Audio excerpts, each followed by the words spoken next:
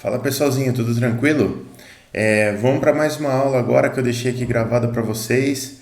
Então eu vou pedir umas coisinhas para vocês. Ó. Se vocês curtirem a aula, não esquece de deixar uma curtida aí no vídeo. Se você ainda não for inscrito no canal, por favor se inscreve, que isso daí vai ser bastante importante para mim e para você. Se ativar as notificações, nota 10, melhor ainda. Se curtir muito o vídeo, posta, manda para os seus amigos, compartilha com seus amigos. E se você tiver alguma dúvida, alguma sugestão, por favor, joga aí nos comentários aí embaixo, que eu vou ter o maior prazer de responder para vocês e até gravar novos vídeos a respeito, beleza? Valeu, galera, bora pro vídeo. Então vamos lá. Na última aula, então, a gente deu uma olhadinha em ar-condicionado, a gente viu mais ou menos como funciona, só para lembrar. A gente tem aqui no ciclo que a gente está vendo agora, que é o ciclo de Brayton, a gente tem um compressor, né? Então esse compressor vai comprimir o gás ideal que está aqui dentro. Nessa compressão ele se aquece e essa compressão ela é tida como uma compressão isentrópica ou quase isentrópica, né? Aí quando isso acontece, a gente vai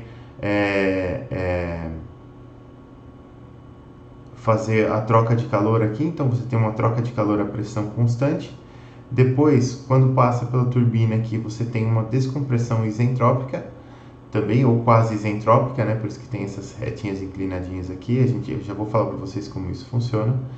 E por último, você tem, depois que você expande aqui o ar, depois que você descomprime o ar, o gás, esse gás ele vai ficar muito gelado e aí você troca calor com a região que você quer resfriar e volta para o compressor e começa o ciclo. Né? Basicamente é assim que funciona.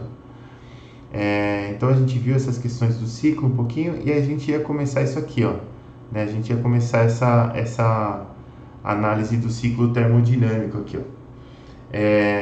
Depois disso daqui, depois da P1, eu quero continuar um pouquinho com vocês esse assunto de ar-condicionado para passar mais um tipo de ciclo para vocês, que é o ciclo mais comum, que é o ciclo de compressão de vapor.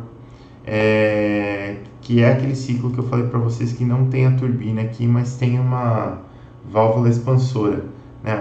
Aí esse processo aqui da expansão ele não é mais isentrópico, ele tem uma outra característica, mas vocês vão ver que é muito tranquilo também e ele acaba dando nome para essa unidade condensadora aqui, porque aqui realmente vai ocorrer condensação, aliás, condensador aqui, ó, porque realmente vai ocorrer condensação dentro dela e dentro dessa daqui vai ocorrer evaporação mesmo daquilo que estava condensado. Vamos lá. Aqui, ó. Vamos começar daqui, ó. Como que funciona o ciclo termodinâmico de refrigeração para esse ciclo Brayton aqui, ó? Ele funciona assim. Você tem um gás refrigerante, ele ganha calor da região fria, né? Então você tem esse ganho de calor aqui, a pressão aumentando a sua temperatura, a pressão constante, né? Então você vai fazer um aumento da temperatura aqui. Esse gráfico aqui é um gráfico de temperatura por entropia, tá, pessoal? E aqui, essa entropia que está aqui, ela não é... Vocês vão ver que ela é a entropia do processo, ela não é uma entropia específica, né? Então, por isso que aqui vocês vão ver que ela é constante, mas aí na hora de calcular o ciclo dá a impressão de que ela não é constante, mas ela é, tá? Então aqui, ó, o gás refrigerante ganha calor da região fria, aumentando sua temperatura para a pressão constante. Depois de 1 para 2, eu coloquei esse S entre parênteses porque esse 2S aqui vai acontecer quando o processo for exatamente isentrópico, quer dizer, você tem uma compressão sem aumento de entropia no sistema, né? Mas você pode ter essa subida aqui em diagonalzinha aqui, ó, onde você tem um aumento da entropia em relação ao processo isentrópico, que é o que de fato acontece, né? Não existe processo isentrópico.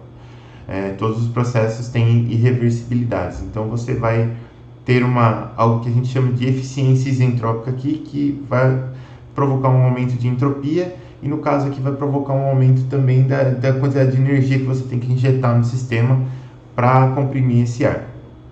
Aqui, ó, de 1 para 2 ou 2S aqui, tanto faz. O gás refrigerante é comprimido, então aqui a gente está falando da compressão. A compressão é adiabática, quer dizer, eu comprimo o gás, mas ele não troca calor com o ambiente, você só comprime, você só injeta calor, injeta trabalho nele. e pode ser considerada aproximadamente isentrópica, né? Então essa subida pode ser retinha e ela vai ser isentrópica, ou ela pode ser com essa inclinaçãozinha sempre para a direita aqui, ó, porque se ela não for isentrópica, ela tem que aumentar a entropia, não pode nunca diminuir, né? Aí de 2 para 3, a gente está trocando calor com o ambiente, então o gás refrigerante perde calor para a região quente, esse processo ocorre a pressão constante. E depois de 3 para 4, aqui ó, ele é um processo que passa lá pela turbina, que ele é isentrópico ou quase isentrópico. De novo, se ele for isentrópico, a descida é reta. Se ele não for isentrópico, a inclinação deve ser para a direita, porque a entropia aqui desse sinal, desse estado 4 aqui tem que ser maior do que a do 4S, não tem como ser menor. Então ele tá sempre, as inclinações aqui são sempre para a direita, quando você tem eficiência isentrópica. Então de 3 para 4, ou 4S, faltou o S entre parênteses aqui. Deixa eu atualizar. Esse. Aqui. Então de 3 para 4, ou 4S, o gás refrigerante é expandido, né, a gente está passando pela turbina aqui, adiabaticamente. Esse processo pode ser considerado aproximadamente isentrópico. Beleza.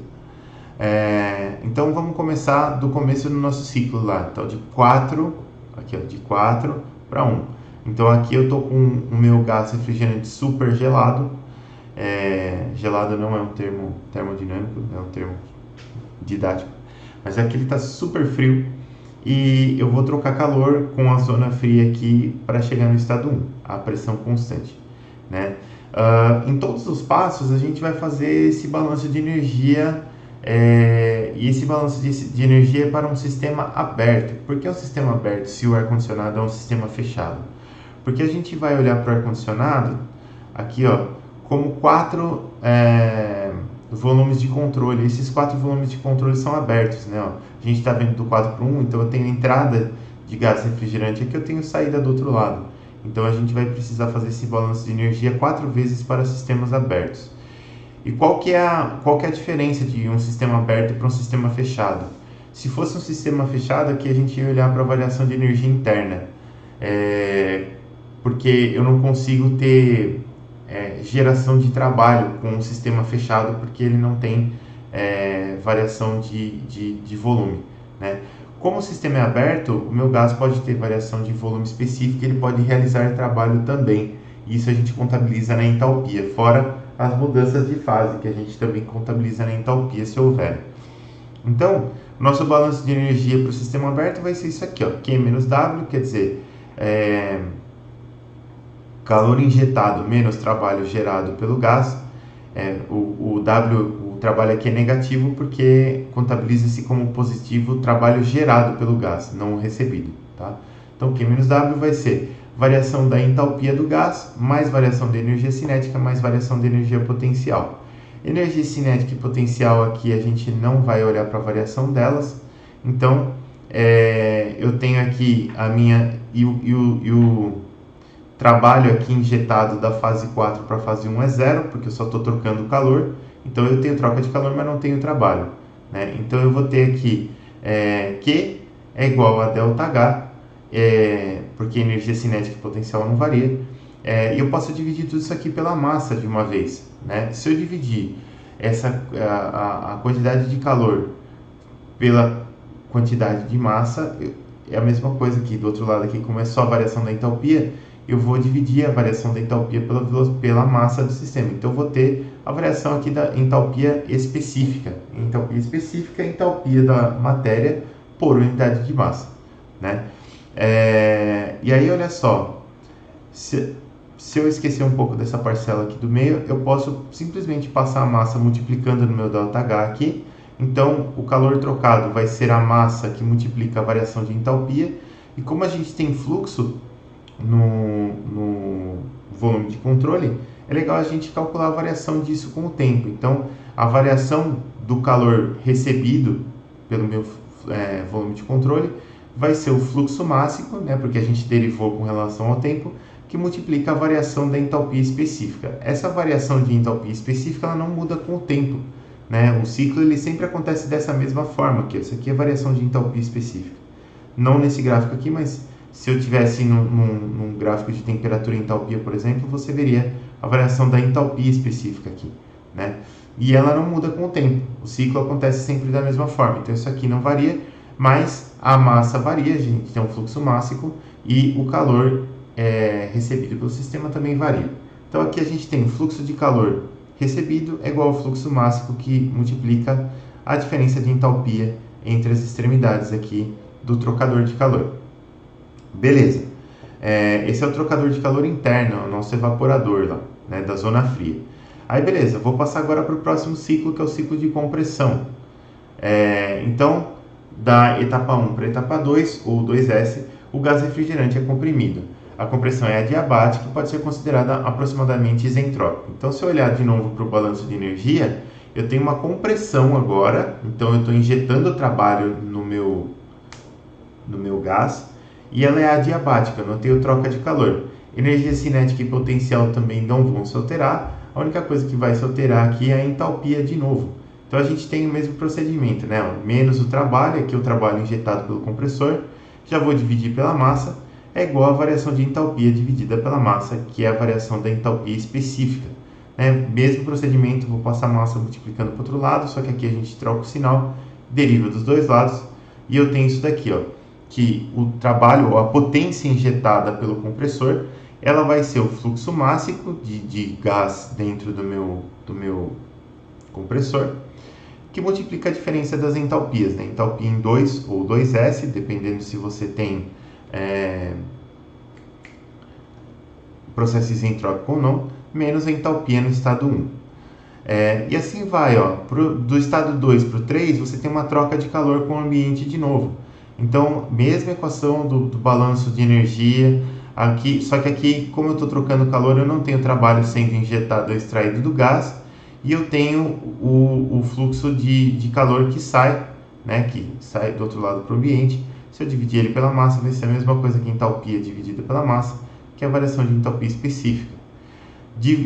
Derivando isso daqui dos dois lados com relação ao tempo, eu tenho que a potência de calor expelida do lado do condensador, lá do lado de fora, vai ser o fluxo máximo que multiplica as diferenças de entalpia entre o estado 2 ou 2S e o estado 3, né? Porque aqui ele perde calor, então a gente acaba invertendo a ordem aqui das entalpias. E por último, eu vou ter a expansão. E no caso aqui a expansão, aqui também faltou o S. Assim. No caso da expansão, o gás refrigerante é expandido adiabaticamente, então ele não troca calor com o meio, ele simplesmente gera trabalho que vai para a turbina, né? Esse processo pode ser considerado aproximadamente isentrópico, aproximadamente porque eu posso ter eficiência isentrópica aqui, ó. Então, mesmo balanço de energia, só que aqui eu vou ter trabalho sendo gerado pelo gás, o processo é adiabático, não tem troca de calor, não tem variação de energia cinética e não tem variação de energia potencial. Esse trabalho que sai do gás aqui é o trabalho que vai para a turbina, né? Então, dividido pela massa, mesma coisa que entalpia dividido pela massa, que é variação de entalpia específica. Passa a massa multiplicando para o outro lado, deriva com relação ao tempo dos dois lados, e eu vou ter isso aqui, que o trabalho agora eu não tenho a palavra boa aqui, mas o trabalho não é gerado pela turbina. Como que eu coloco isso?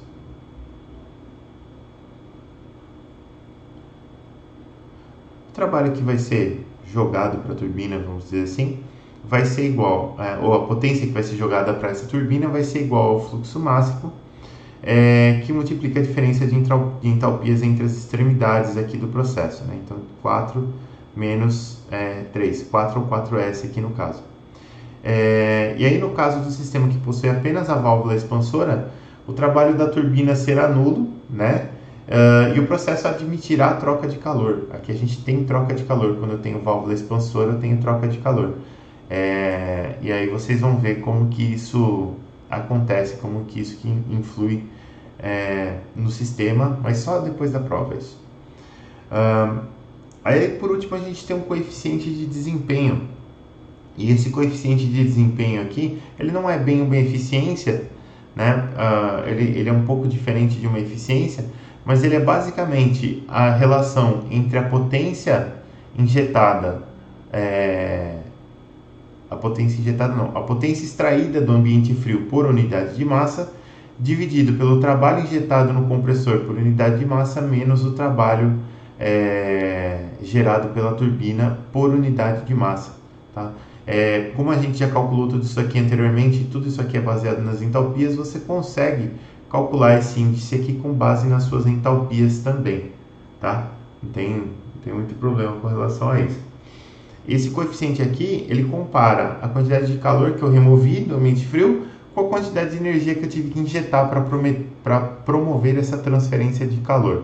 Nesse ciclo Brayton, tem esse termo aqui de trabalho da turbina também, por isso que isso daqui não entra muito como uma eficiência, porque esse beta aqui ele pode ser maior que 1, pode ser menor que 1, não tem problema. Mas aqui, esse coeficiente aqui é um coeficiente de desempenho, uma medida padrão para sistemas de refrigeração. Falando agora sobre processos que têm eficiência isentrópica, para depois a gente poder fazer exercício. Quando eu falo de eficiência isentrópica, a gente diz o seguinte, que eu tenho uma relação entre a entropia final de um processo com a entropia final do processo real, né? Então, se o processo fosse isentrópico, eu teria uma entropia, uma entropia ideal lá no final do processo, e como ele não é isentrópico, eu tenho uma entropia real. A relação entre essas duas entropias aqui a gente chama de eficiência isentrópica, né? Com isso daqui eu consigo estimar a entropia final do processo termodinâmico, e a gente sabe que a entropia do processo real será sempre maior do que a de um processo ideal. Então essa eficiência isentrópica sim entra como uma eficiência, porque isso aqui vai ser sempre menor do que 1. E como que isso daí influi no meu sistema? Isso influi na parte da turbina e na parte do compressor, né? Então, no compressor, o que a gente vai ter? Se eu tiver eficiência isentrópica, eu vou ter que o trabalho do compressor, ele é o trabalho do compressor, considerando o processo isentrópico, dividido pela eficiência isentrópica. Faz todo sentido, né? Porque aí o trabalho que eu vou injetar lá no compressor tem que ser maior do que o trabalho do processo ideal. E no caso da turbina, a turbina gera trabalho, né? A turbina é o contrário. Então, para o caso da turbina, o que a gente tem? Que o trabalho gerado pela turbina, ele vai ser a eficiência isentrópica do processo da turbina de expansão, que multiplica a potência da turbina para o caso de um processo isentrópico, né? Então, a gente, quando tem essas eficiências isentrópicas, elas vão entrar nessa injeção e retirada de trabalho do sistema aqui, ó. Por último, a gente tem que olhar um pouco o gás ideal como um gás que pode passar por um processo isentrópico, né? Porque o que acontece? Se você pegar, por exemplo, ó, deixa eu mostrar um negócio aqui para vocês. Tabelas termodinâmicas. Aqui. Se eu pegar uma tabela termodinâmica de um gás refrigerante, por exemplo, vou pegar essa do R134A aqui, tabela A10, A9, 9, 10. Aqui, ó. Então eu tenho aqui as propriedades do R134A, tabela de saturação, certo? Então aqui eu tenho ele aqui na saturação, beleza?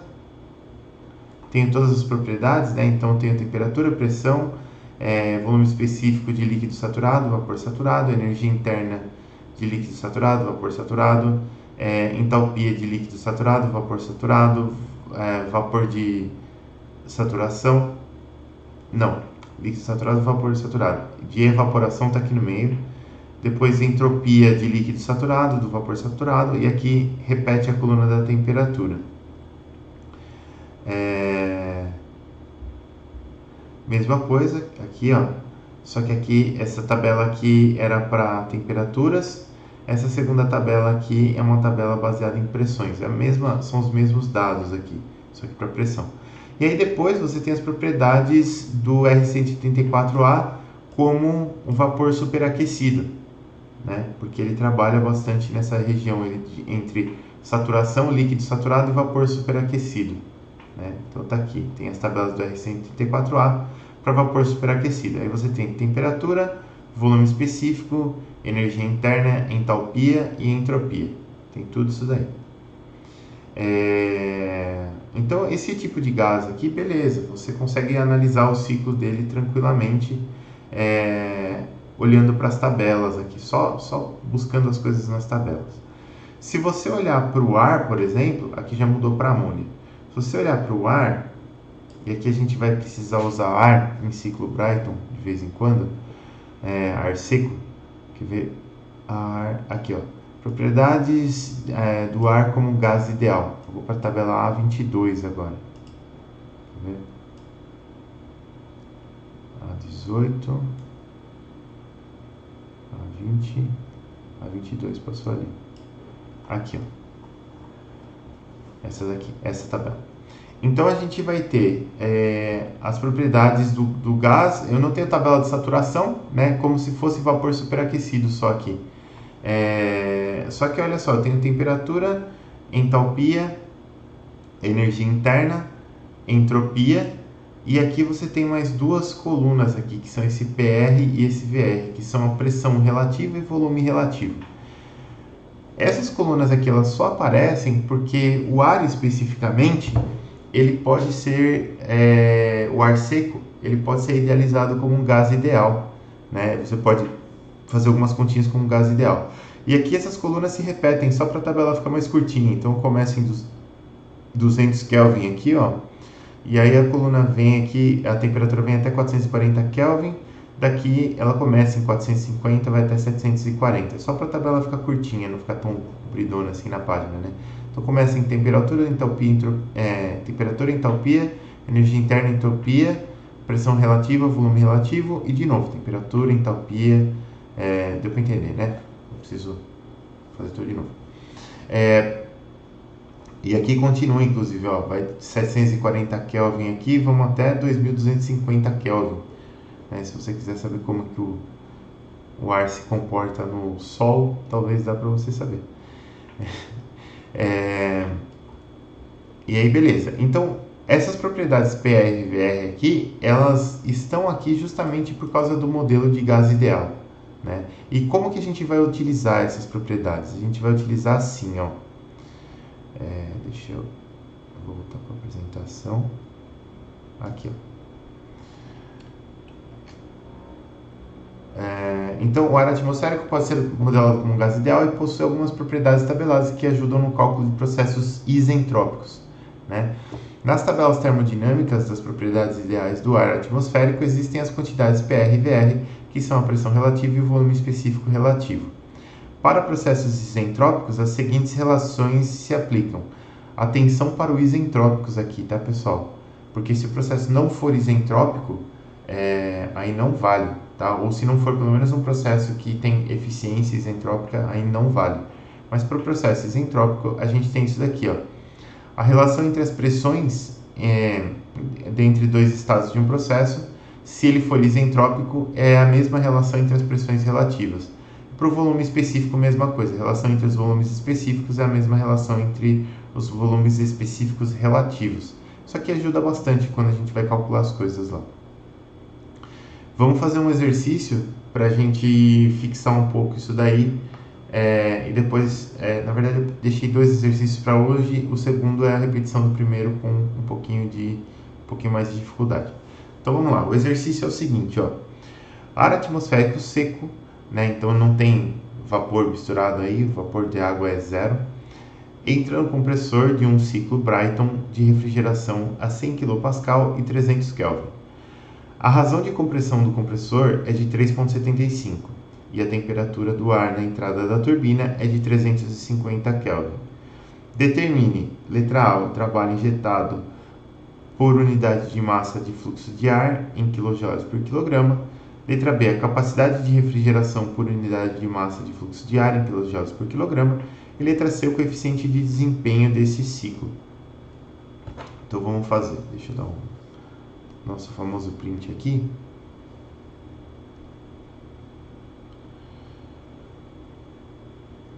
Okay.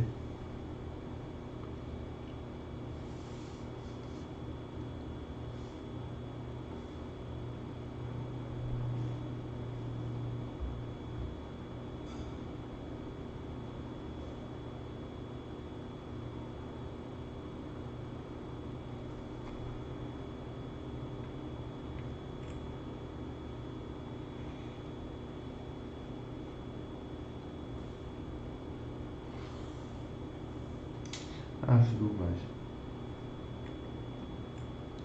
Tem que fazer assim primeiro.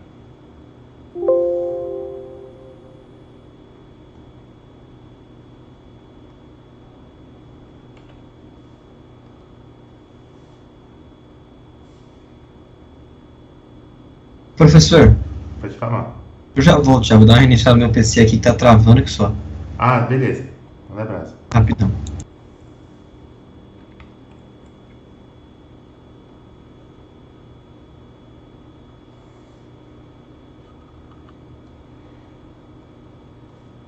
Então, a gente está na aula do dia...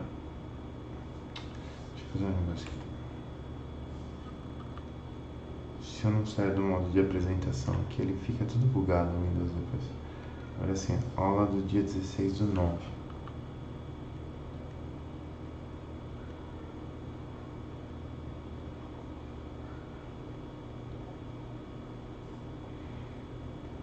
Esse aqui é o exercício 1. Então vamos lá. Eu gosto sempre de desenhar para a gente lembrar o que está acontecendo aqui. Então, vamos para o desenho. Aqui eu tenho, vamos ser espertinho.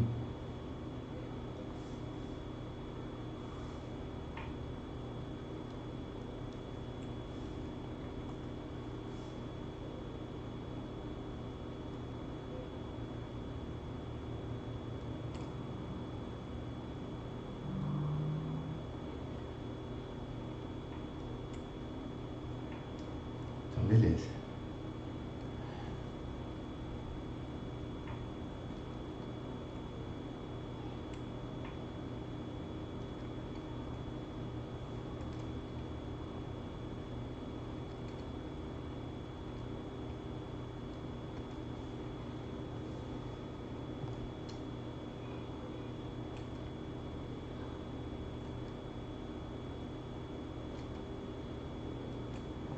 Muito bom. Voltei. Opa, deu tempo certinho, cara. Então aqui Olha a só. gente, ó, aqui a gente tem o compressor. Aqui a gente tem a turbina. Aqui a gente tem o evaporador. E aqui a gente tem o condensador. Então aqui a gente tem a zona fria. E aqui a gente vai ter a zona quente. Ó, belezura. Eu tenho algumas informações aqui. Ó. Ele fala que o ar atmosférico seco entra no compressor do ciclo Brayton de refrigeração a 100 kPa e 300 Kelvin. Então aqui nesse ponto aqui eu tenho 100 kPa e 300 Kelvin. Beleza. Entrou no compressor.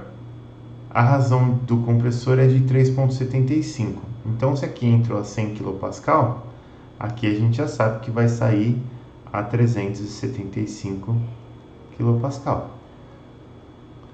Porque, né, a razão de compressão é 3,75. A temperatura de entrada do ar na entrada da turbina é de 350 Kelvin. Então, aqui, ó, a gente tem 350 Kelvin. Beleza, vamos nomear os pontos aqui para ficar mais tranquilo para a gente resolver. Então aqui a gente vai ter o ponto 1, o ponto 2, o ponto 3, o ponto 4. E o nosso ciclo ocorre assim, ó, para cá, para cá, para cá, para cá. Beleza, ele vai ocorrer dessa forma aqui, ó. Então agora que a gente tem essas informações todas aqui, a gente consegue caçar mais algumas informações da nossa tabela, né? Lembrando que o que a gente precisa muito é definir os estados, e depois que a gente define os estados, a gente tem que definir as entalpias, né? Para que a gente consiga fazer todos os cálculos lá. Então, ó, eu vou fazer o seguinte, ó, aqui, ó, no estado 1. O que eu sei? Eu sei que a pressão é de 100 kPa, vamos chamar assim de P1, 100 kPa. T1 é 300 Kelvin. Beleza. Eu consigo pegar, com essas informações aqui, eu consigo pegar lá na tabela do ar, né? Porque a gente está falando aqui de uma temperatura de 300 Kelvin. Então, se eu for aqui no 300 Kelvin, ó, estamos aqui, ó.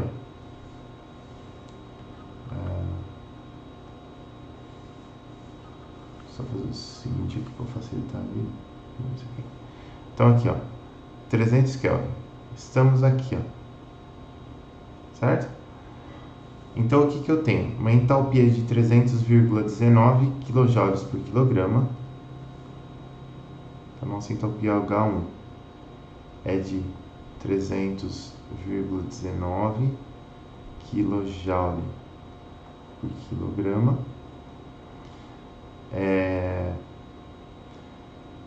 E aqui, ó, eu vou pegar essa pressão relativa aqui, ó, que é de 1,386. Aqui, ó. Porque repara que a gente não tem pressão aqui, mas a gente tem pressão relativa, né? Então eu vou ter PR1 é igual a 1,386, e essas pressões relativas não têm unidade, tá? Beleza, então eu tenho temperatura, tenho entalpia, tenho pressão relativa. Por enquanto tá bom. Dependendo do problema, você precisaria de mais dados que estariam prontos ali na tabela, mas por enquanto a gente precisa só disso aqui, ó. Então o estado 1 está calculado. Vamos para o estado 2.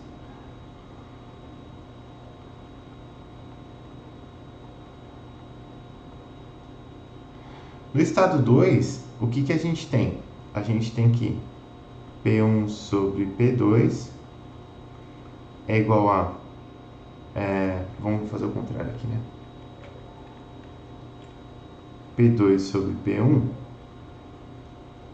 vai ser a minha compressão lá de 3,75, que é PR2 sobre PR1. Beleza, por que eu estou fazendo isso? Ó, vamos dar uma olhada aqui no ciclo termodinâmico. Então a gente tem aqui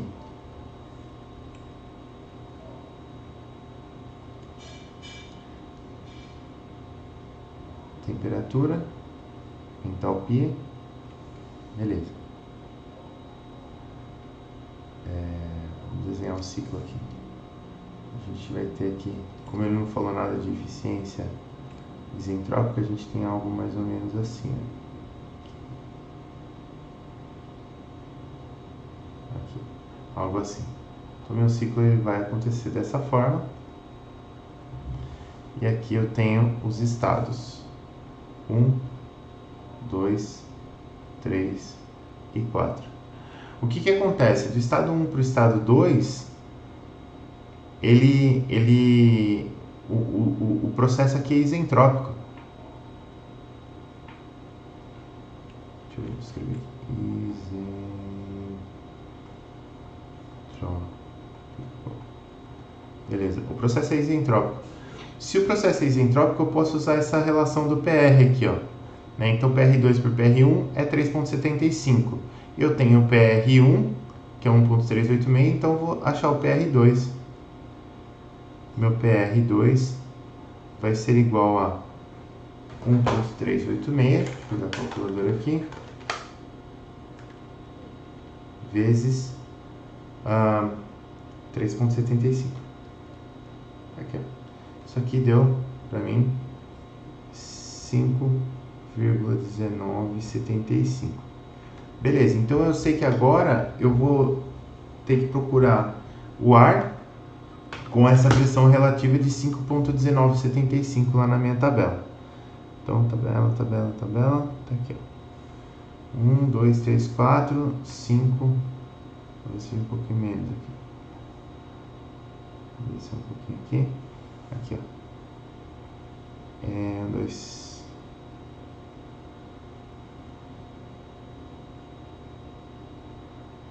Ah, não, é PR. Aqui, ó. 1, 2, 3, 4, 5, 5,3. Então, a gente está entre essas duas linhas aqui, ó.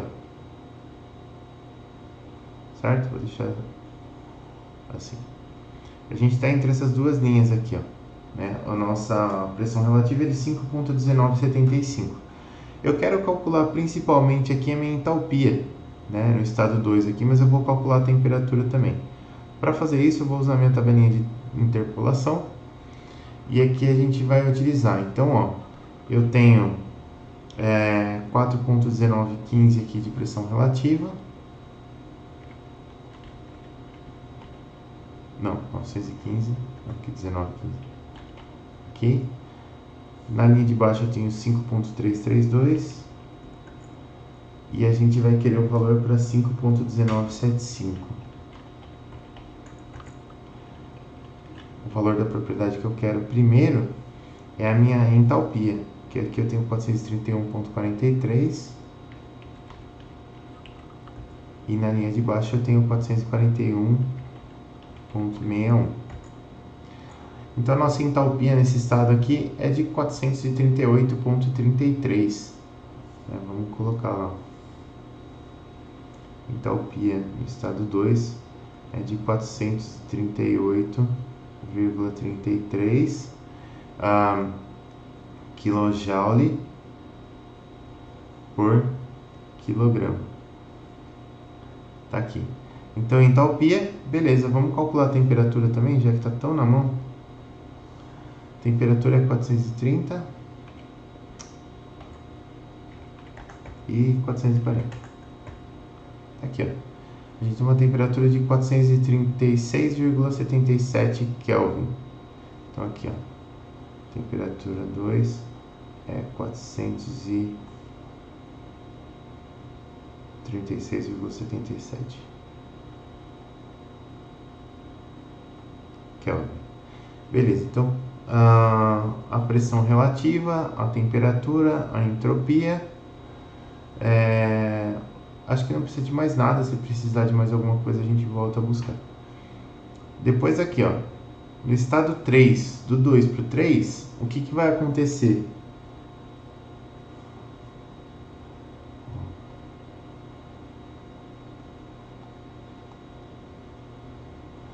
Eu tenho uma troca de calor a pressão constante, né?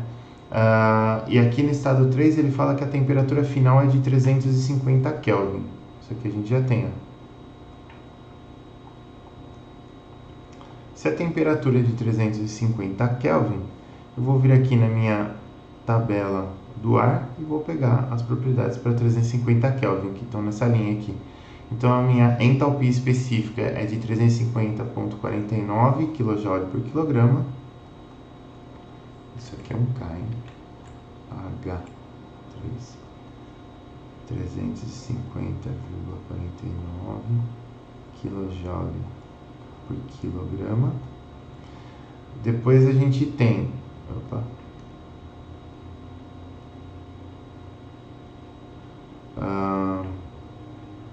entropia, pressão relativa de 2,379.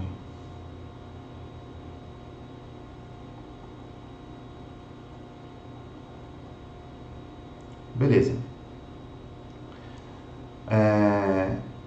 E depois de tudo isso daqui, a gente tem aqui, ó, quer ver? Deixa eu passar um tracinho aqui. Um tracinho aqui para facilitar a vida. Aqui, ó. Nosso estado 4.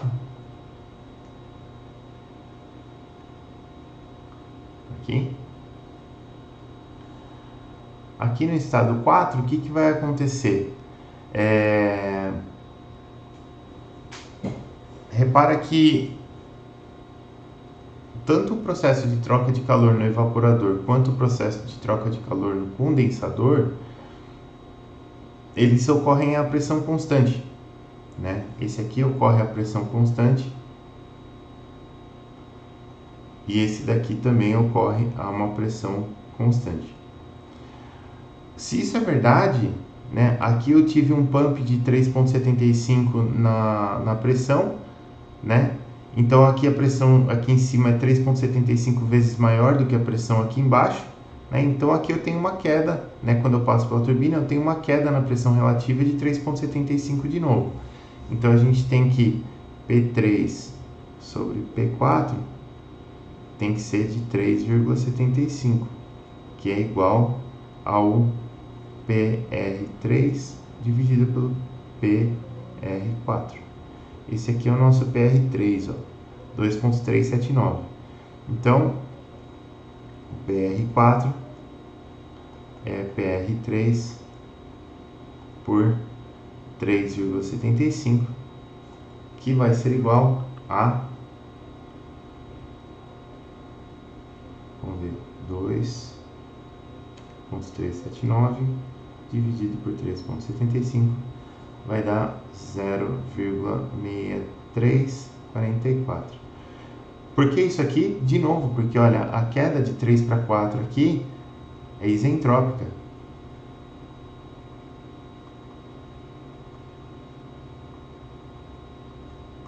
Né? Da mesma forma que de 1 para 2 aqui é isentrópico também. Né? O processo é isentrópico. Vamos colocar uma setinha para ficar aqui, ó, de 1 para 2, e aqui isentrópico é de 3 para 4. Vou ficar mais claro aqui, senão parece que o estado é isentrópico e não é o estado, é o processo que é isentrópico. Beleza, então eu tenho a pressão relativa, vou procurar na minha tabela onde está essa pressão relativa de 0,6344. Lá na minha tabela, PR de 0,6344 está aqui, ó, tá bem perto de 240 Kelvin aqui, né? Tá aqui, ó. Então a gente vai ter que interpolar novamente. Eu vou ter uma pressão relativa de 0,5477 e 0,6355 e eu vou querer uma pressão de 0,6344. A propriedade, aqui a gente vai olhar para a entalpia primeiro, 230,02 e 240,02. A nossa entalpia vai ser de 239,89 H4, 239,89 kJ por quilograma, tá aqui. E o nosso pressão relativa já está calculada. Vamos calcular a temperatura T4 aqui. Essa temperatura T4 aqui, ela será de, aqui essa é 230, 240, né? Vai dar bem próximo, 239,87 aqui. Ai, cadê? 239,87 Kelvin. Beleza. Então agora a gente tem vários dados aqui, ó. Só para a gente dar uma primeira explorada, para a gente ver como é que estão as temperaturas aqui, ó, para ver se faz sentido. Então aqui eu tenho 300 Kelvin, vou passar o vermelhinho por cima aqui, ó, 300 Kelvin. No estado 2, eu tenho, ó, comprimiu, foi para 436,77 Kelvin. Beleza. Depois no estado 3, trocou o calor aqui com o ambiente externo, foi para 350 Kelvin, né? Então vou passar em vermelhinho aqui, ó, 350. Faz sentido, deu uma esfriada.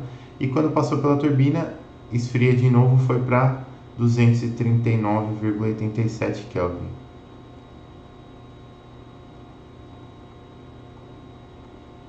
Faz todo sentido, né? E aqui ele troca calor com o evaporador, vai passar para 300 Kelvin de novo e o meu ciclo fica girando dessa forma aqui, ó. Agora a gente precisa calcular algumas coisas. A letra A, ela pede o trabalho injetado por unidade de massa de fluxo de ar em kJ por quilograma. O trabalho injetado vai ser o trabalho do compressor, né? É aqui que a gente injeta trabalho. Então, vamos lá. Vou colocar mais uma página aqui. Letra A.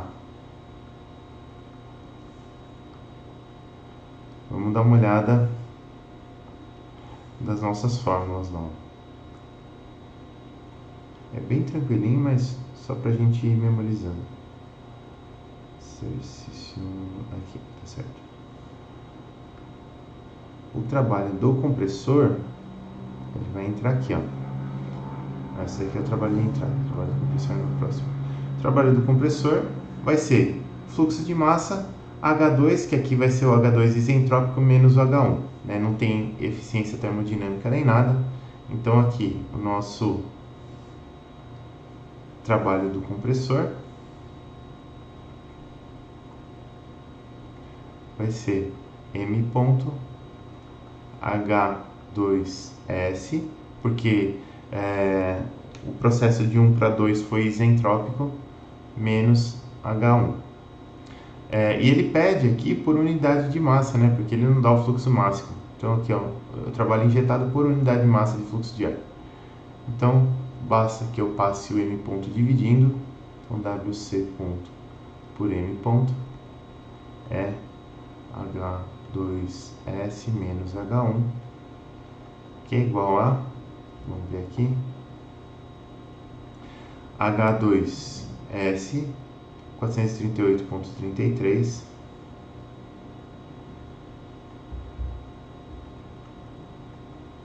menos H1 é de 300,19, portanto, WC ponto sobre M ponto vai ser igual a 138,14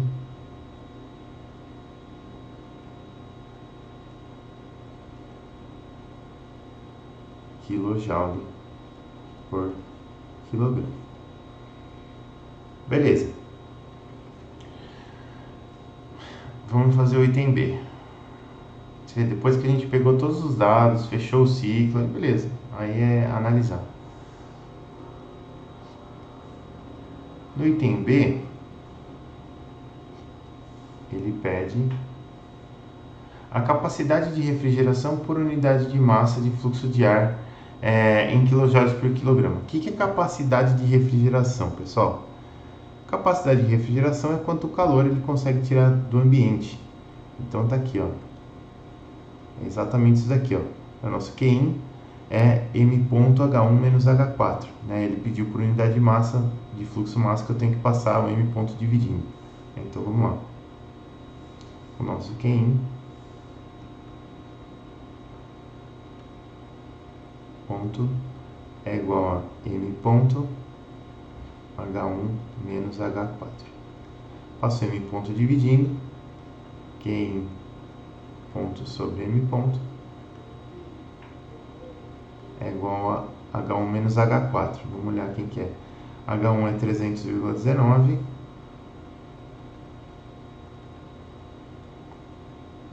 menos H4 239,89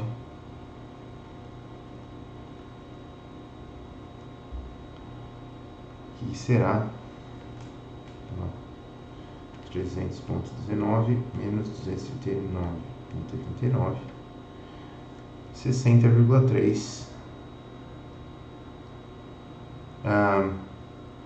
kJ por quilograma.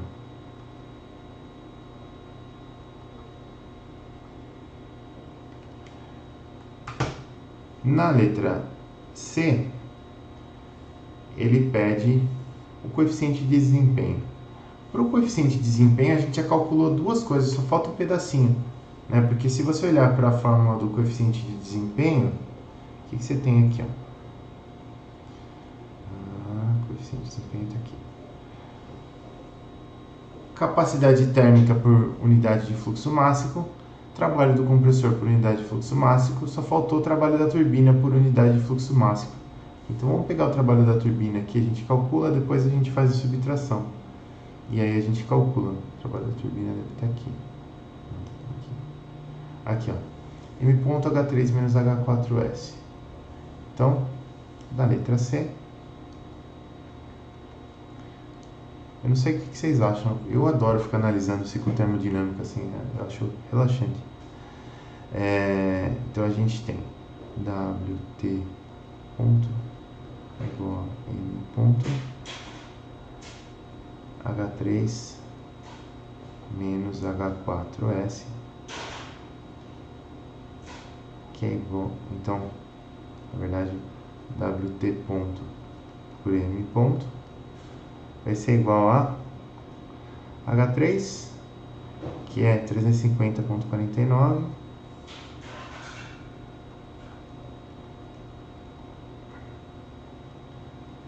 menos H4S, que está aqui, 239,89. Isso aqui vai dar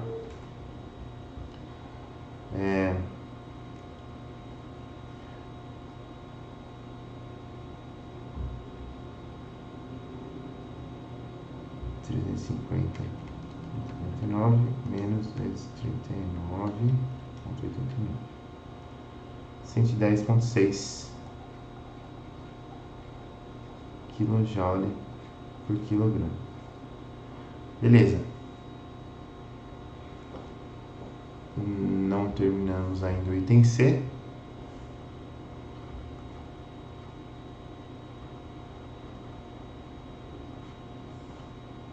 Para terminar o item C, falta calcular o coeficiente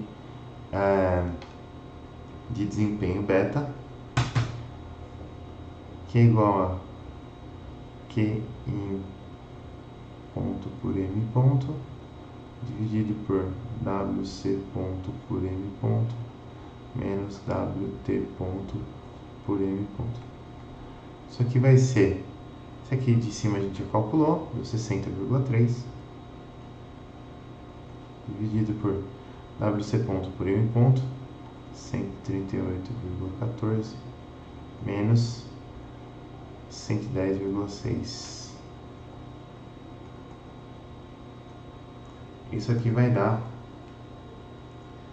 60,3 menos 138,14 menos não, dividido 53 dividido 118,14 menos 110,6 deu um beta de 2,19 aproximadamente. Isso aqui acontece, evidentemente, porque aqui a gente está fazendo a subtração do trabalho gerado pela turbina, né? A gente está considerando esse trabalho aqui como um trabalho útil. Se eu tivesse uma válvula expansora, isso aqui não seria trabalho útil, né? Eu só teria 60,3 dividido por 138,14, e aí esse número seria bem menor do que 1. Aqui a gente está aproveitando o trabalho do caso todo para a turbina para fazer outra coisa da vida.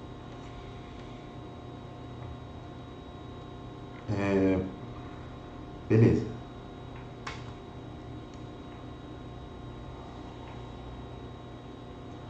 Agora a gente pode fazer o seguinte, ó. Eu tenho um exercício 2 aqui, que é basicamente fazer o exercício 1, só que no exercício 2 o compressor tem uma eficiência isentrópica de 82% e a turbina uma eficiência isentrópica de 85%, né? Então, no exercício 2,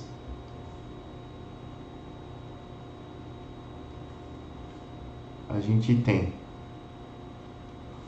eficiência isentrópica do compressor de 82% e a eficiência isentrópica da turbina de 85%. Beleza.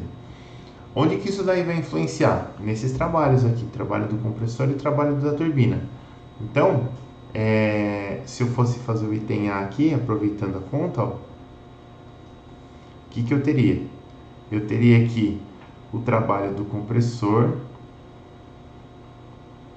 ele é o trabalho do compressor isotrópico dividido pela eficiência isotrópica do compressor, que aqui seria 138,14. Lógico, dos dois lados aqui teria que dividir por M pontos também, né? Que é a mesma coisa, então não muda nada.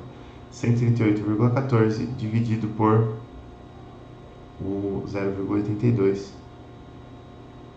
que vai dar aqui 138,14 dividido por 0,82, 168,46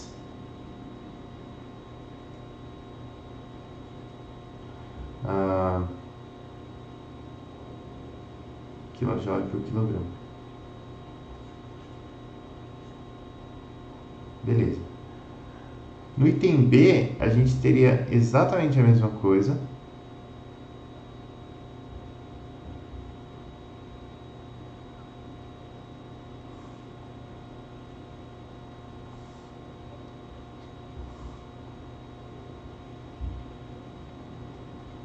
Então aqui não muda.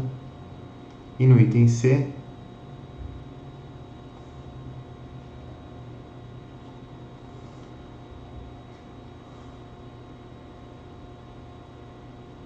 vou colocar assim, idem 1B. Vou achar que é o idem pro de cima, né? No C, a gente tem que a eficiência da turbina, aliás, a potência da turbina dividido por M ponto vai ser igual a eficiência da turbina que multiplica a potência da turbina no processo isentrópico dividido por M ponto. Isso daqui é 0,85 que multiplica 110,6 kJ por quilograma, que me dará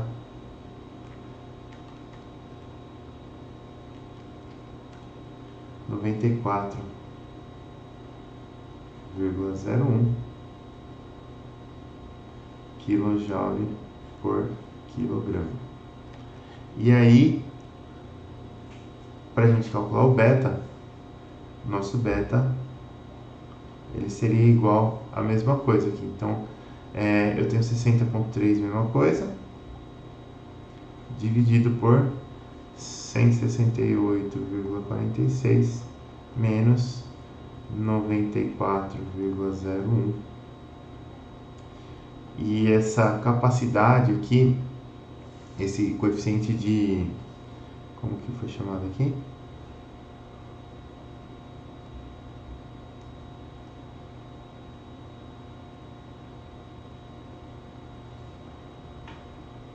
Aqui, ó.